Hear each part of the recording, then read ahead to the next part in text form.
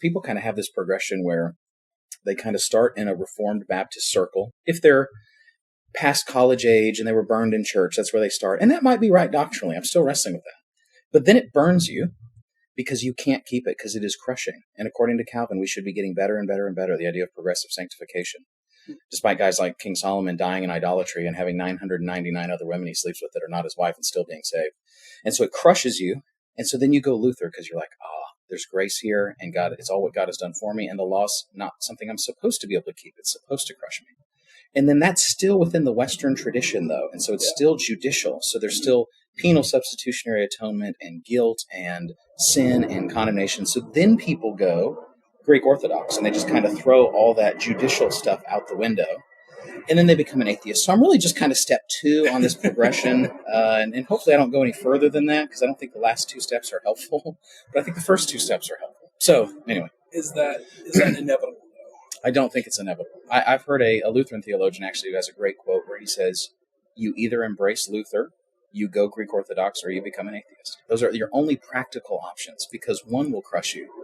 The Luther's view of positional sanctification, which I would put in contrast to Calvin's view in the Reformed tradition of progressive sanctification, and we can drill down on that if we need to. It's a different focus. It's not that they're saying completely different things. It's a different focus, but that focus is everything. And so if you miss that, you will eventually come to a crisis of faith where you either try harder or you just throw in the towel. Or you say you embrace a tradition that says, this is meant to crush me. I like Lutheranism because it allows you to be a big sinner and have big grace. I can't do little sin and little grace. That's what most people are trying to do. They're trying to sin less, be holier, and then they need grace less. Despite the fact that Jesus says things like, I didn't come to call the righteous but sinners to repentance, despite the fact that it's safer to be the whore that cries at his feet versus the Pharisee, we have a tendency to feel like it's safer being the Pharisee.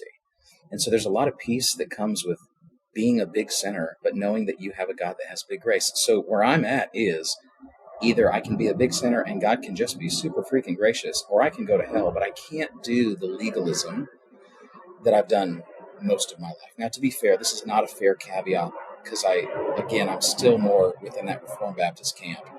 Those guys would have nuance. Those guys would clarify. A lot of those guys, this is a caricature. It is a bit of a straw man. But I'm trying to, in using that, point out something that I think is important that we pass over, which is the key to sanctification is not focusing on sanctification. It's justification. That you will grow in holiness when you stop trying to grow in holiness and you just be loved.